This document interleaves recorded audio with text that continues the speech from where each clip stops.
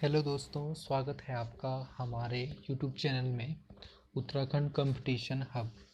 तो दोस्तों, आज हम आने वाले एग्ज़ाम के लिए कुछ महत्वपूर्ण टॉपिक लेकर के आए हैं। इनमें से एक टॉपिक है आपका उत्तराखंड की नहरें।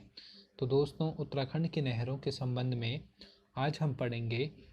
जो सबसे पहले नहर है वो है आपका ऊपरी गंग नहर। दोस्तों, आपको पता होगा जो अपर गंग कैनाल है ये आपका उत्तराखंड के आपका हरिद्वार में है। ठीक है। और इसका निर्माण आपका 1842 में हुआ था। इसका निर्माण 1842 से शुरू हुआ था इसका निर्माण कार्य, तथा 1854 में ये बन करके तैयार हो गई थी। ठीक। इसके बाद अगर हम बात करेंगे तो ऊपरी गंग नहर को बनाने का जो श्रेय जाता है वो जाता है आपका जो पीबी कौटले थे उनको।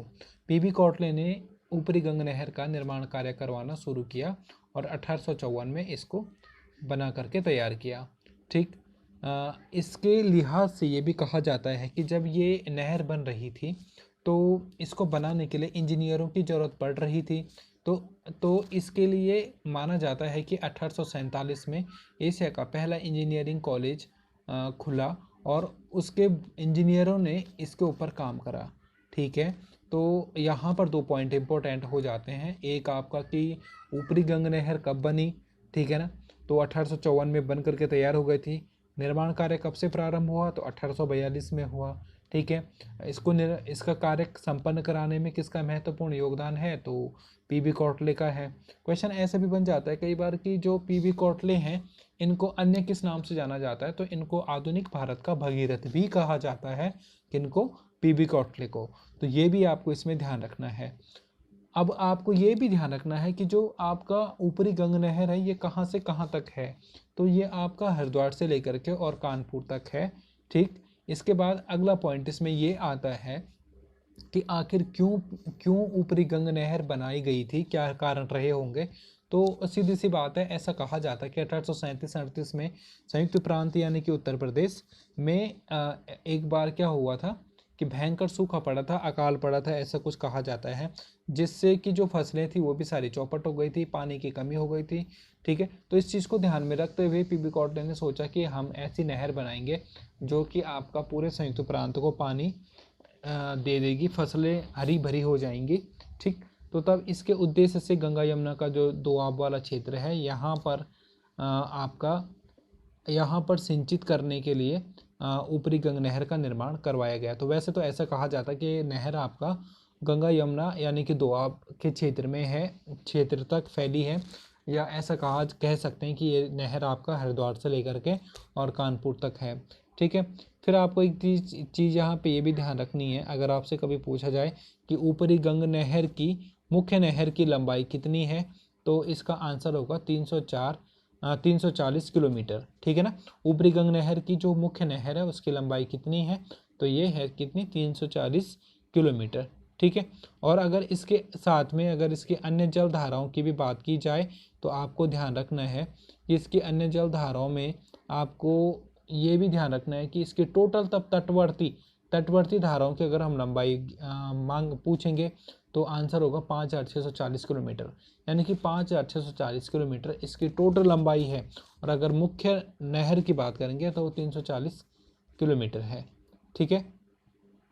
आगे बात करेंगे ऊपरी गंग नहर के बारे में कि ऊपरी गंग नहर का प्रारंभिक बिंदु कहाँ पर है, तो हरिद्वार में है। और हरिद्वार में कहाँ पर, हरिद्वार में कहाँ पर है, हर की पैड़ी भीमगौड़ा बैराज पर। ठीक है। तो हर की पैड़ी में भीमगौड़ा जो बैराज है उस पर इसका क्या है, प्रारंभिक बिंदु है। ठीक है।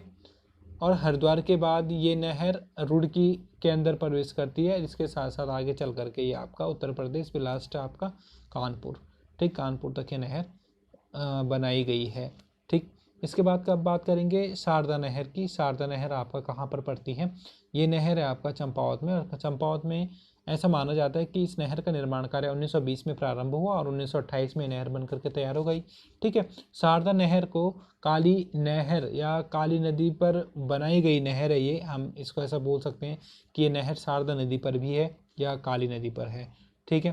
क्योंकि आगे इसके बारे में एक पॉइंट आता है कि शारदा समझौता, शारदा नहर से संबंधित शारदा समझौता कब हुआ था, तो ये 1920 में हुआ था। और ब्रिटेन की सरकार ने, ब्रिटेन की जो सरकार है वो उसके और नेपाल सरकार के बीच में इनमें समझौता हुआ था, ठीक है, यानी कि ब्रिटेन और नेपाल सरकार दोनों के बीच में समझौता हुआ था, ठीक। और 1920 में शारदा नदी पर शारदा बैराज बनाया गया और इस बैराज से इस नहर का निर्माण किया गया। इसके बाद अगली नहर आती है टनकपुर समझौता, इसके बाद अगला समझौता आता है आपका टनकपुर समझौता, जो भी शारदा नहर से रिलेटेड है। तो ये टनकपुर समझौता भी इम्पोर्टेंट है, जो 1991 में आपका हुआ था। और ये जो टनकपुर समझौता ये इंडिया और नेपाल के बीच में हुआ था। इसके बाद अगला पॉइंट आता है इसमें महाकाली समझौता। तो महाकाली समझौता ये हुआ था आपका 1996 में हुआ था और नेपाल और इंडिया के बीच में ये समझौता हुआ था, महाकाली समझौता, ठीक। तो ये दो नहरें हमने अभी तक पढ़ी, एक ऊपरी गंग नहर और एक आपका शारदा नहर। तीसरी नहर है बीजापुर नहर। दोस्तों आपको ध्यान रखना है, बीजापुर नहर ये देहरादून में स्थित है और देहरादून में भी कहाँ, जौनसार वाले क्षेत्र में, पश्चिमी देहरादून में हम कह सकते हैं, टॉस नदी पर बनाई गई है ये नहर। और इस नहर का निर्माण कार्य पूर्ण हुआ था 1841 में। सबसे बड़ी बात इसमें यह आती है कि इस नहर की लंबाई बहुत कम इसकी लंबाई बहुत कम है, ठीक। और इस नहर का जो डिज़ाइन तैयार किया था, ऐसा माना जाता है कि वो प्रीवी कॉटले ने किया था, ठीक। और कैप्टन किर्के, ऐसा बोला जाता है कि कैप्टन किर्के ने यह नहर तैयार की थी, ठीक है। और कभी कभी ऐसा पूछा जाता है कि किर्के वैली कहाँ है, तो आपको ध्यान रखना कि जौनसार क्षेत्र में ये किर्के वैली है, जिस पर टॉस नदी, जहाँ पर टॉस नदी भी है, ठीक है। इसके बाद अगला क्वेश्चन आता है, अगली नहर पढ़ते हैं हम, वो है आपका राजपुर नहर। और राजपुर नहर राज्य की सबसे प्राचीन नहर मानी जाती है, ठीक है। ऐसा माना जाता है कि पृथ्वीपति शाह के टाइम पीरियड से या मेदिनी जो शाह था उनके टाइम पीरियड से ये नहर है, ठीक है। और उस समय इस नहर का निर्माण करवाया था जो मेदिनी शाह था, उसकी पत्नी कर्णावती ने और उसके पुत्र अजबू कुंवर द्वारा, ठीक है ना। अजबू कुंवर और कर्णावती के द्वारा इस नहर का निर्माण करवाया गया था। ऐसा माना जाता है कि गोरखा काल में महंत हरसेवक ने इस नहर को आधुनिक स्वरूप दिया था, ठीक है ना। सॉरी, इसमें एक पॉइंट गलत हो गया कि गोरखा काल में महंत हरसेवक ने इस नहर का जीर्णोद्धार करवाया था, ठीक है। और पीबी कॉटले ने इसका आधुनिक स्वरूप तैयार करवाया। तो दोस्तों ये 4 नहर आपको पढ़नी है, मेनली 4-5 नहर, एक ऊपरी गंग नहर, एक शारदा नहर, तीसरी आपकी बीजापुर नहर और चौथी आपकी राजपुर नहर। इसके अलावा भी नहरें हैं, तो फिलहाल आज के लिए इसमें इतना ही। धन्यवाद। अगर आपको वीडियो पसंद आए तो ज़रूर लाइक एंड सब्सक्राइब करना दोस्तों। Thank you.